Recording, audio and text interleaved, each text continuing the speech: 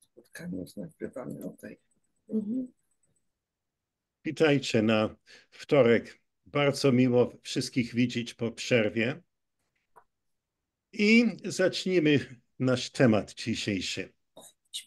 I chciałem dziś poświęcić wieczór osobie Marii, Matki Jezusa, osoba czczona przez katolików i w wspólnotach prawosławnych, chociaż nie wyłącznie też tam. I to w wielkiej mierze też w Polsce. Kim ona była, co wiemy ze źródeł kanonicznych i apokryficznych i w jaki sposób powstał ten kult maryjny, który my znamy jako Bogu Rodzica, po grecku Theotokos. Szczyt tego kultu był w roku 1950 roku, kiedy ogłoszono dogmat o jej wniebowzięciu. I to wydarzenie Jung, psycholog, oświadczył jako najważniejsze wydarzenie w naszych czasach. Bardzo ciekawe. On oczywiście nie był żadnym katolikiem, ale uważał to jako bardzo ważne wydarzenie. A więc co wiemy o Marii?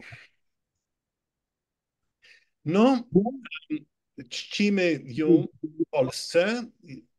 Tutaj w Polsce ona odgrywa bardzo ważną rolę w naszej religijności i kultury, ale co ona przedstawia? I w jaki sposób ten silny archetyp ustalił się w naszej psychice zbiorowej? Historyczne podstawy kultu Marii w Piśmie Świętym są bardzo słabe.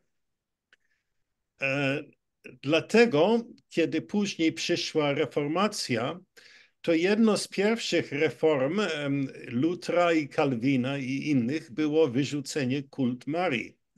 Bo powiedzieli, gdzie jest uzasadnienie? Nie ma żadnego. No, popatrzmy o tym, co wiemy. W Ewangelii Łukasza jest wspomniana w opisie zwiastowania. Anioł Gabriel pokazuje się, ogłasza jej przeznaczenie jako matka Mesjasza, Syna Najwyższego. Jej odpowiedź, no jak to może być, ale potem powiedziała, niech się stanie według Twojego słowa.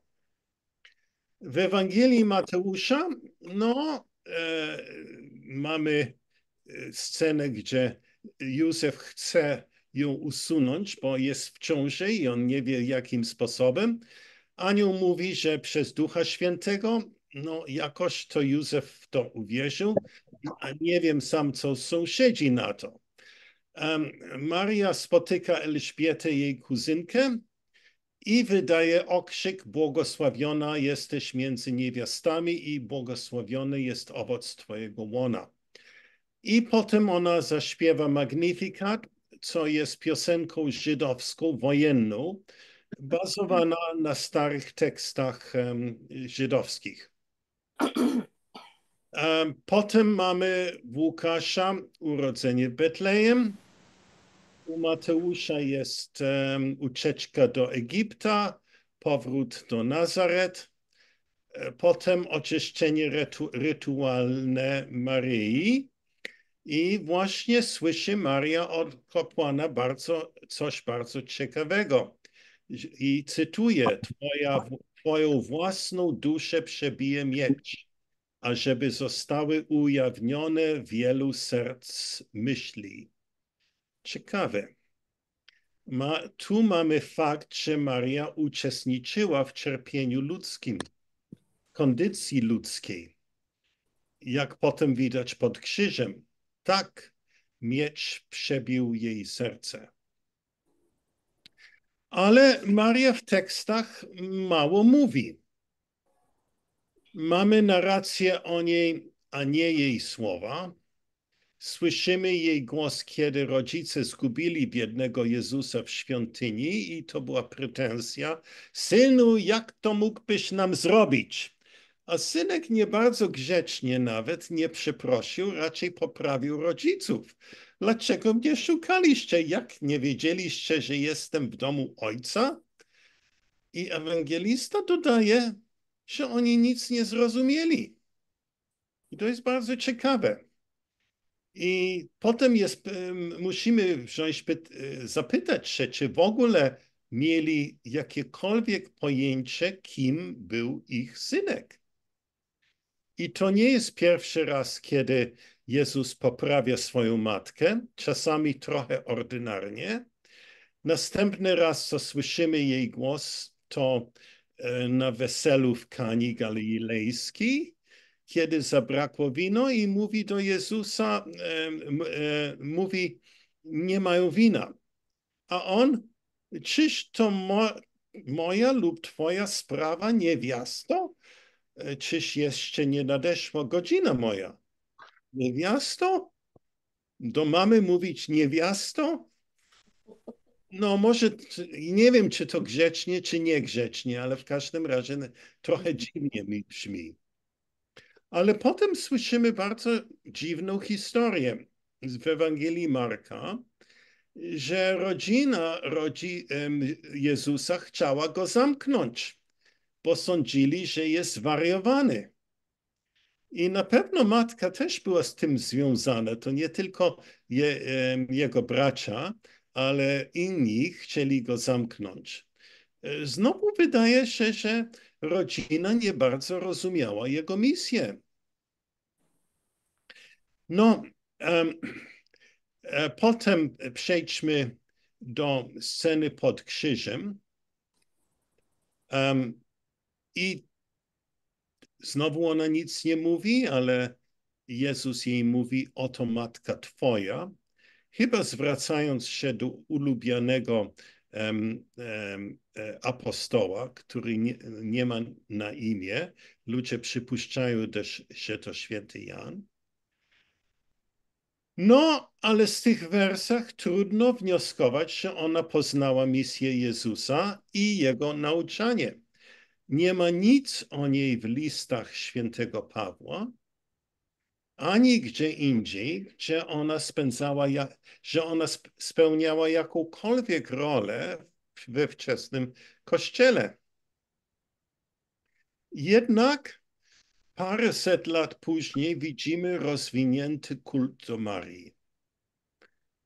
Bardzo dobrze rozwinięty, ale to paręset lat później. W jaki sposób kobieta żydowska, matka Jezusa, stała się dla ludzi takim potężnym symbolem, posiadając nawet boskie cechy. Obcując razem z Trójcą w Królestwie jako członek pełni, to coś się stało, że była ta przemiana. Ojcowie Kościoła sprzeciwiali się kultu Marii. Epifeneusz, jeden z ojców Kościoła, pisze, niech Maria będzie czczona, niech będzie uwielbiony Ojciec i Syn i Duch Święty, ale niech nikt nie uwielbia Marii. No, ciekawe. Chyba najwcześniejszy ślad, który mamy o kultu do Marii, pokazał się nie wiadomo kiedy, czy w III, czy IV wieku. Są pogłoski i pierwsza modlitwa, którą słyszymy. I to po łacinie sub tuum presidium, a po polsku pod Twoją obronę. I tylko pierwsza część. Po Twoją obronę uciekamy się, święta Boga Rodzicielko, naszymi prośbami nie racz gradzić potrzeb naszych, ale od wszelakich złych przygód racz nas zawsze wybawiać. Panna chwalebna i błogosławiona. Tyle było. Druga część to dodał paręset lat później święty Bernard. Ale ta pierwsza część to jest bardzo pierwotna właśnie z tych i to jest modlitwa o obronę, nie o orędownictwo. Tu Panna błogosławiona ze swojej siły obrania nas. To jest bardzo ciekawe, bo przecież to ona występuje niby z boską cechą, mając swoją własną potęgę i siłę. Ale jak się to stało? No,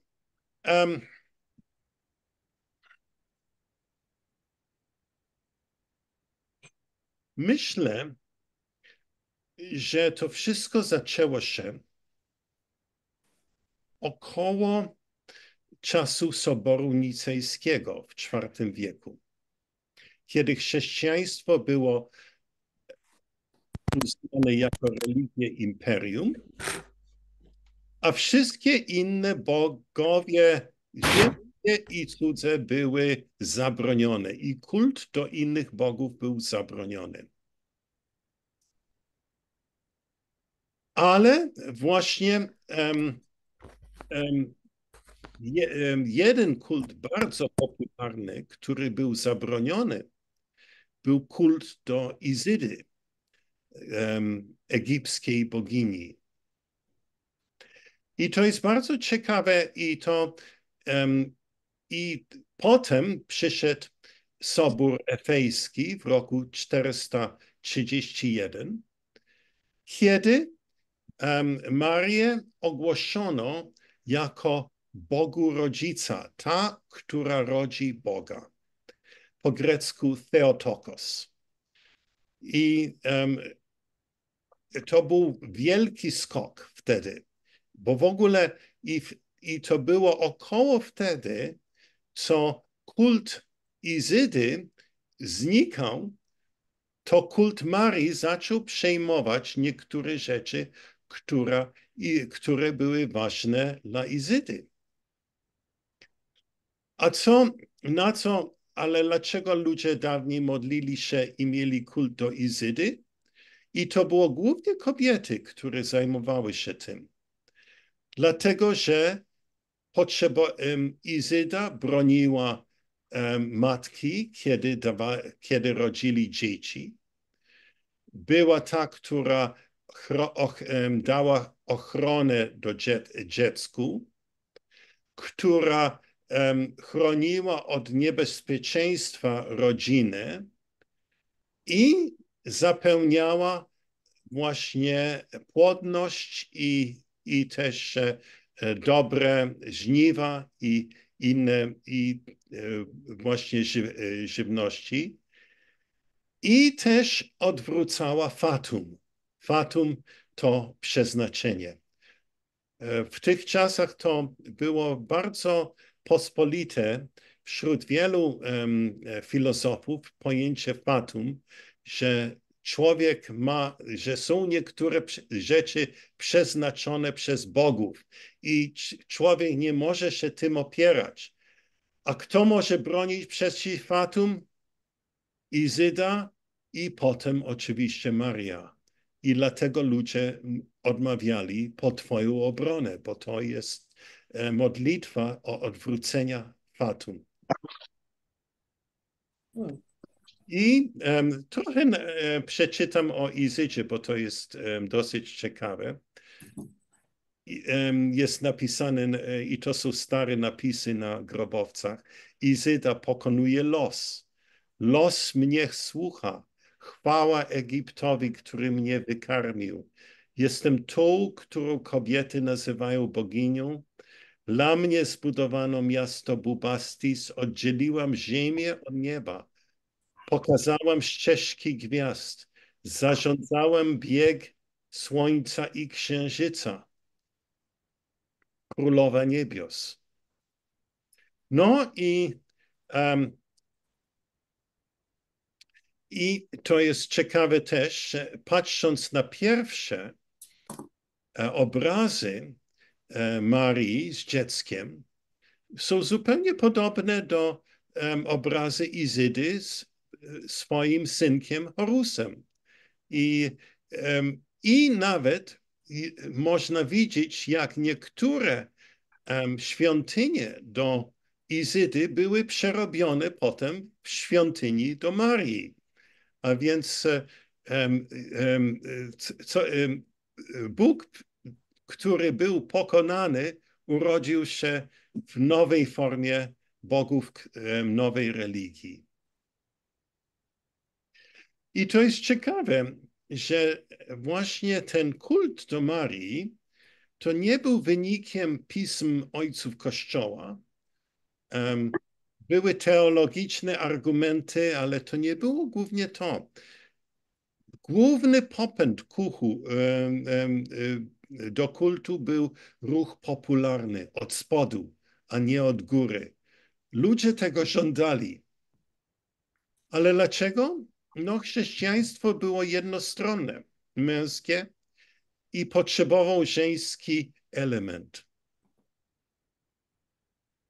Nawet Bóg Ojciec miał obraz jako sędzia. W ikonografii bardzo ciekawe jest też popatrzeć na pierwsze obrazy Boga Ojca. Jest dosyć podobny do Jowisza właśnie. I jakie jego cechy? No, jest sędzią, sprawiedliwy. Czy ma współczucie? No, może nie aż tak. A więc była potrzeba kogoś, który przedstawiał bardziej żeńskie elementy. Współczucie, opiekę, pokarm, takie rzeczy i odwrócenie fatum, i przeznaczenie. I to właśnie Maria pełniła tą rolę.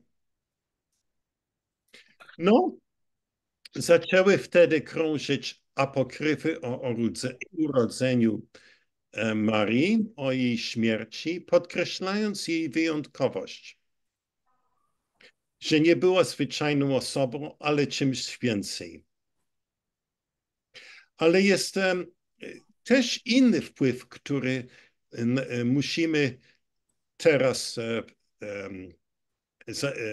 włączyć, i to jest inna osoba, której kult był stłumiony, i mówię teraz o Sofii, mądrość Boga. Jedyne źródło, które mamy bardzo wczesne o Marii w pismach gnostyckich, jest Pistis Sophia, gdzie ona poznaje, kim jest jej syn, i opowiada, jak duch w niego wstąpił. To jest bardzo piękna scena, gdzie Maria opowiada, jak spotkała ducha w ogrodzie, który przyszedł i pytał, gdzie jest mój brat. I to wyglądał zupełnie jak jej syn, tylko taka postać ze światła. I ona sprowadziła syna, i on spotkał się z duchem i stali się jednym. I tą historię Maria opowiada w Pistis Sophia. I Pistis Sophia to chyba III wiek w każdym razie, a więc trochę wcześniej niż Sobór Nicejski. I już gnostycy przynajmniej zaczęli myśleć o postaci Marii i w jaki sposób Maria miała i odgrywała ważną rolę. I Jezus właśnie mówi do swojej matki w Pistis Sophia: Ty sama, Mario, jesteś tą, która według materii przybrała postać pochodząca od Barbelo. Tak samo według światła jesteś podobna do dziewicy światła. Ty, jak również Maria, błogosławiona, i z waszego powodu powstała ciemność. Materialne ciało, w którym znajdowałem się wtedy i które oczyściłem i uszlachetniłem, powstało z ciebie. To jest bardzo ciekawe zdanie, bo tutaj Jezus mówi do swojej matki jako dziewica światła. To jest nazwa, która postaci żeńskiej boskości, którą Manichejczycy właśnie czcili i nazywali dziewica światła. I to jest też jedna z nazw dla Sofii, jest dziewica światła.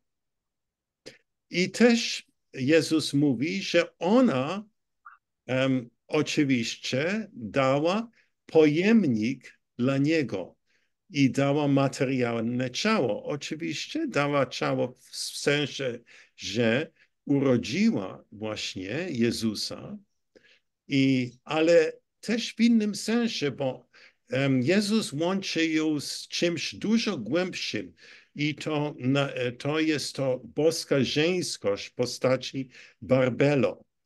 Barbelo to znaczy wielka moc i pokazuje się w wielu pismach gnostyckich i to też odnosi się do boskiej żeńskości.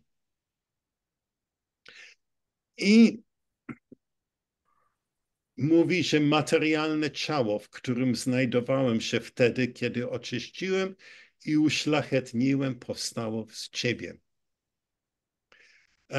Chciałem właśnie parę słów powiedzieć, ale nie mam niedużo. O tym, że wszędzie we Francji i wielu innych krajach i w Polsce w wczesnych wiekach pokazały się czarne Madonny. To są Madonny, które mają ciemną skórę. I jest słynna Madonna w Rocamadour, Montserrat, w Chartres, w wielu innych katedrach we Francji. Te czarne Madonny są zazwyczaj umieszczone nie w głównym kościele, ale w krypcie, podziemiu. A więc mają to powiązanie z ziemią, z światem materii. I to oznaczają płodność i siłę, która przychodzi od ziemi. Jung by powiedział od nieświadomości. I jedna rzecz, co jest ciekawe, że jeśli policzysz, ile z tych Madonny są cudowne i ludzie przepisują różne cudowne uzdrowienia, to te czarne Madonny królują. Te z jasnej skóry nie tak samo jak te czarne Madonny. I tutaj oczywiście musimy przytoczyć też naszą wielką Madonnę z Częstochowy, która ma też czarną skórę i ludzie nazywają ją też czarną Madonnę. I to jest ciekawe, że to, ale ona nie jest jedyną, są inne. No, Sofia. W jaki sposób Sofia jest powiązana z Marią? Sofia występuje najpierw, jak wiecie, w pismach i księgach mądrości, tak zwanych, w Starym Testamencie, jako ta, która była z Panem przy stworzeniu świata. Cytuję z Księgi Przysłowia. Przed wiekami na samym początku osadził mnie jako fundament. Na ziemię uczynił, nim stworzył pod ziemią otchłań i w nim wód krynice wypłynęły. Właśnie tam byłam. To jest Sofia. Sofia według gnostyków to osoba boska, która poznała upadek od pełni. Przeżyła ona przeżyła cierpienie ludzkie. Tak miecz przebił jej serce. Upadła do chaosu, gdzie Jezus ją wybawił i przywrócił do pełni. ale ona nigdy nie pozostawiła ludzkość cierpiącą. Te iskry światła, które są rozprzestrzenione w ludzkości po ziemi. Ona jest obrazem współczucia, litość, gdzie Jahwe wychodzi jako sędzia, Sofia przedstawia zrozumienie. Światłość, którą nami kieruje, kiedy nie mamy przewodnika. Ona przedstawia wyższą intuicję, tak zwana enoja, w litanii lireto, my mówimy gwiazdo zaranna, arko przymierza. To jest siła, która w nas budzi się i daje nam wytrwałość. Jest ona matką aniołów. To niej do niej zwraca się właśnie, zwracamy się o mądrość i o cierpliwość i o pokonanie cierpienia.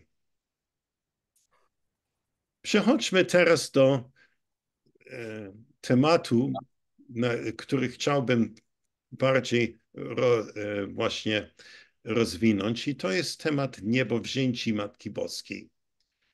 Jak mówiłem, nie ma żadnego teologicznego uzasadnienia na tego dogmatu, nic w Piśmie Świętym, tylko mamy apokryficzne opowiadania, zazwyczaj, jak wiemy, zgardzone przez teologów, ale tym razem nie mamy innej poparci.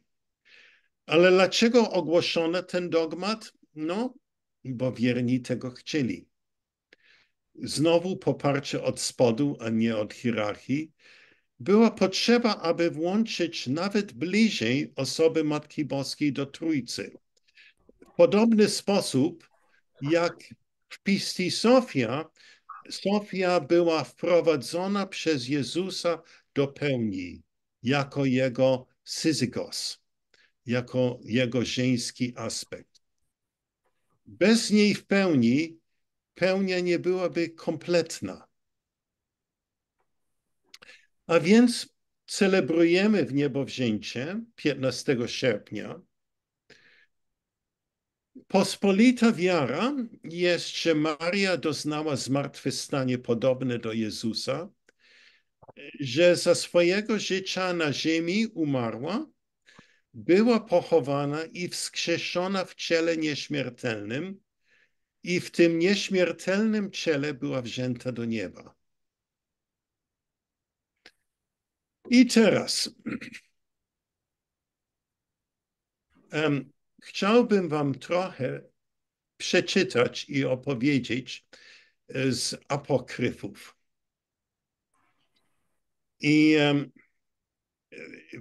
zobaczymy, że w apokryfach Maria jest opisana jako wypełniona światłem i że po śmierci Jezus ją prowadzi przez sfery, które są strzeżone przez archontów, zupełnie podobnie jak w Pistii Sofia.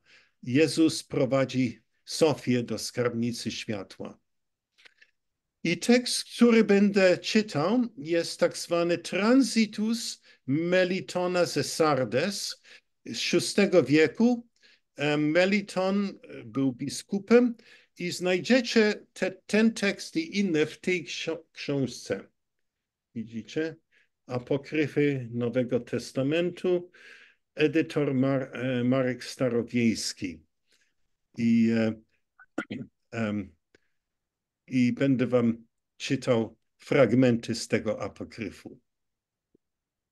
I w tej opowieści Matka Boska mieszkała na Górze Oliwnej i to jest ciekawe miejsce, bo tam Jezus spotkał uczniów w innych opowieściach apokryficznych i to było miejsce wizji. I 2 lata po odejściu Jezusa dom rodziców ona mieszkała w domie rodziców Jana. Maria stęskniła się za spotkaniem z Jezusem i chciała odejść od świata. I anioł Gabriel pokazał się jej i przeczytam tutaj przyjście anioła. Tak więc pewnego dnia w 2. roku od chwili, gdy Chrystus po przezwyciężeniu śmierci wstąpił do nieba, Maria, płonąc pragnieniem spotkania Chrystusa, gdy była sama w swoim mieszkaniu, poczęła płakać i oto anioł jaśniejący odzieniem wielkiego światła stanął przed nią i wypowiedział słowa powitając, mówiąc: bądź pozdrowiona, błogosławiona od Pana. Przyjmij pozdrowienie tego, który posłał zbawienie Jakubowi przez swoich proroków. Oto, mówi, gałąź palmy przyniosłem ci z raju pańskiego.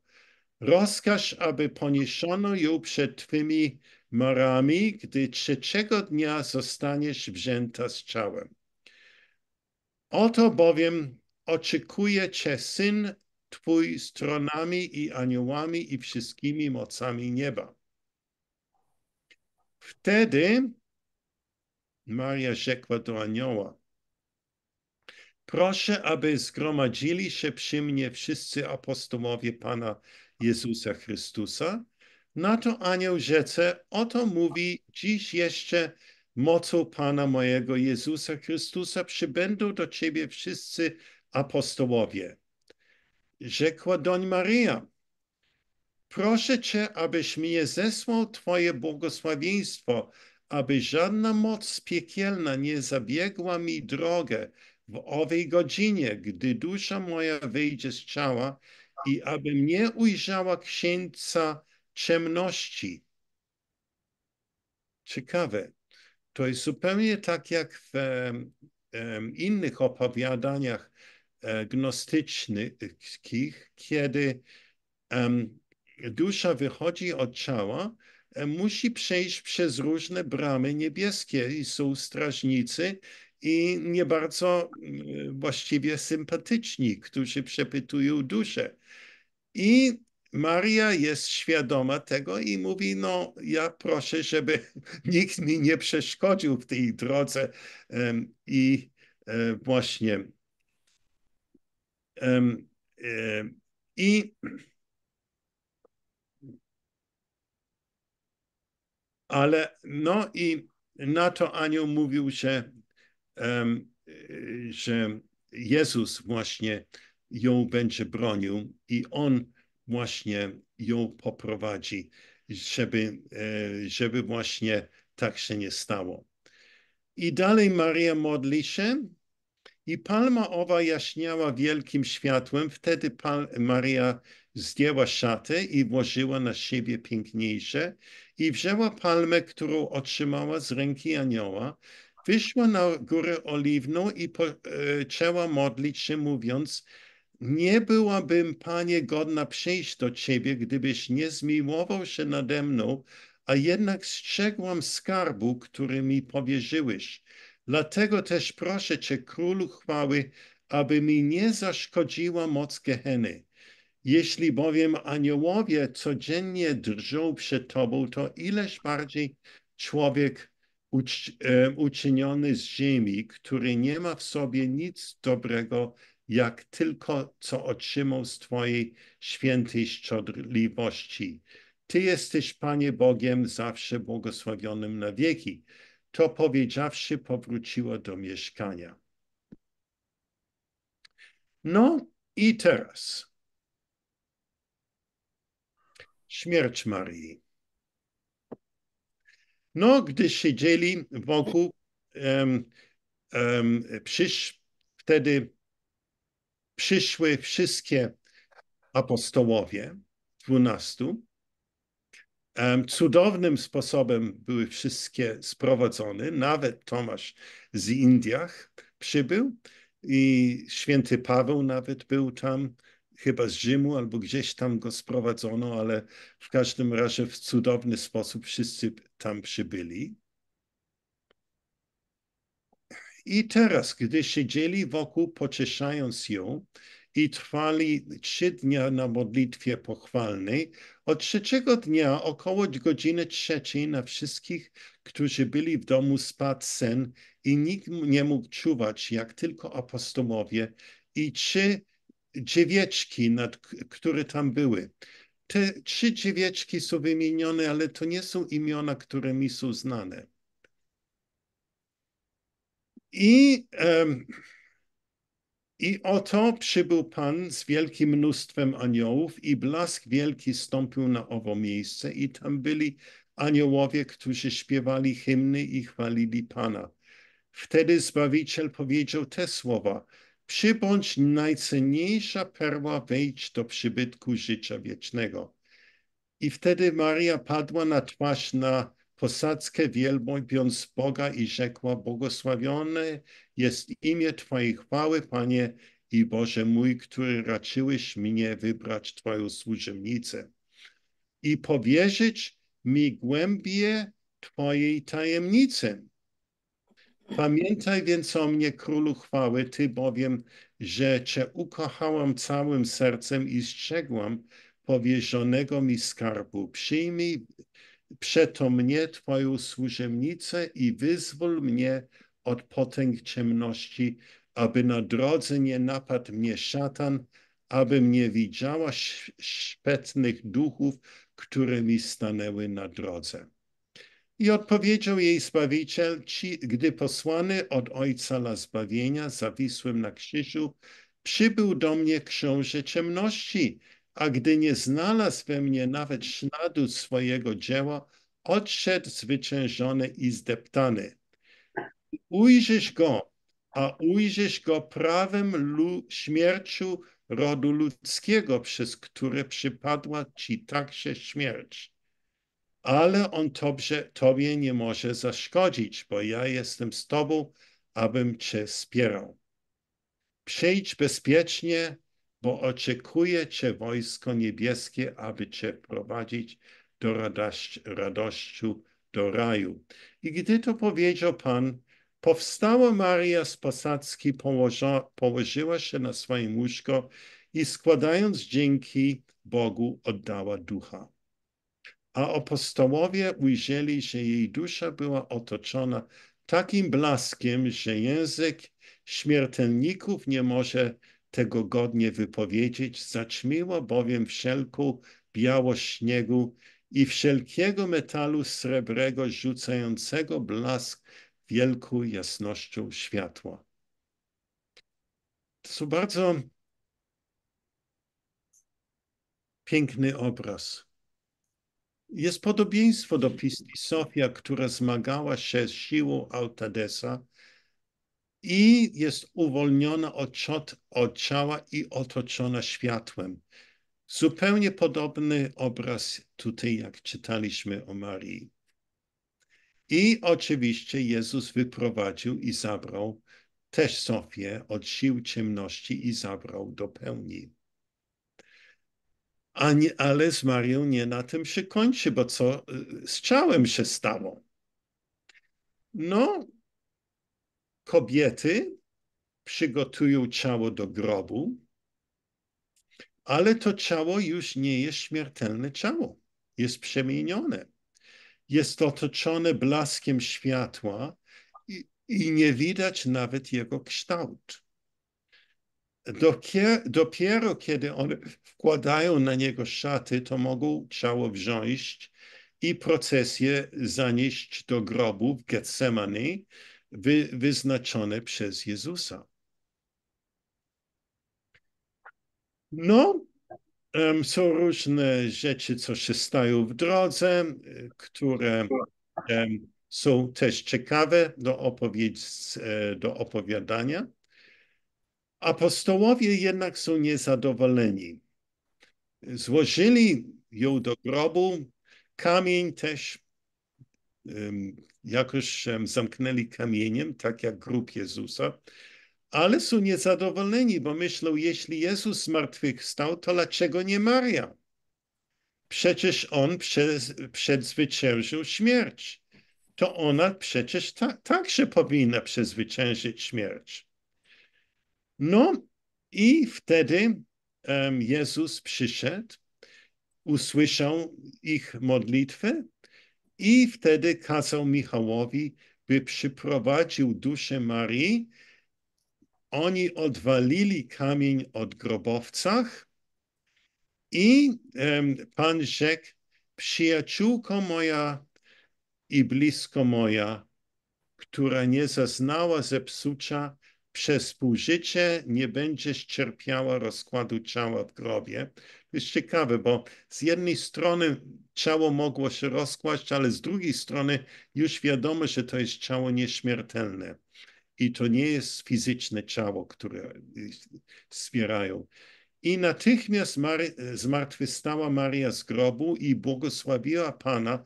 Padawszy do jego stóp, powiedziała, wielbiąc go, nie mogę Ci oddać godnego podziękowania, Panie, za Twoje niezmierne dobrodziejstwo, których naczyłeś udzielić mnie, Twojej służebnicy. Twoje imię, Zbawco świata, Boże Izraela, niech będzie błogosławione na wieki. I ucałowawszy ją, odszedł Pan i duszę przekazał aniołom, aby zanieśli do raju. Wiadomo, że to nie było ciało materialne, które weszło do nieba, bo niebo jest w ogóle miejsce poza naszym światem, poza materią.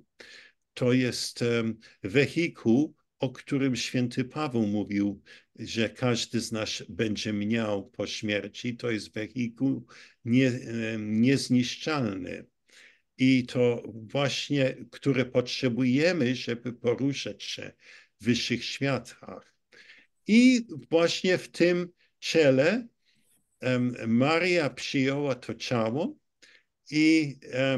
i aniołowie zanieśli ją do nieba.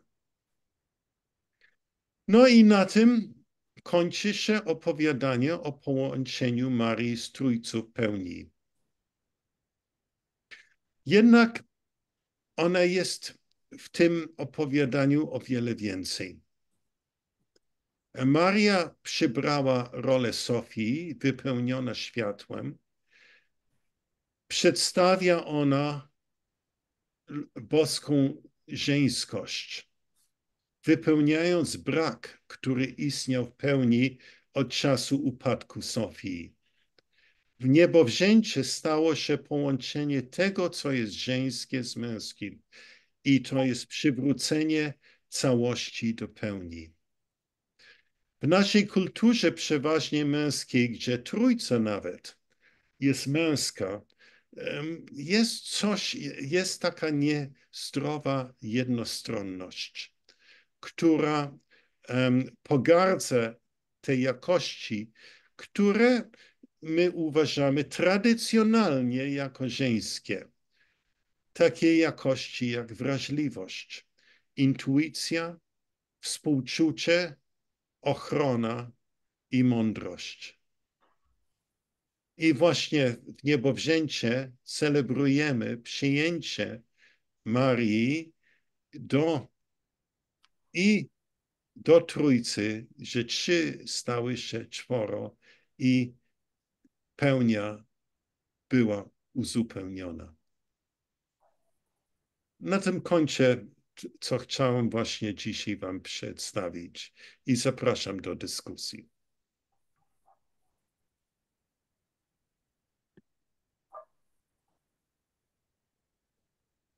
Pawle, mógłbyś pokazać jeszcze raz tę książkę? Tak, jak najbardziej. Bo ja nie...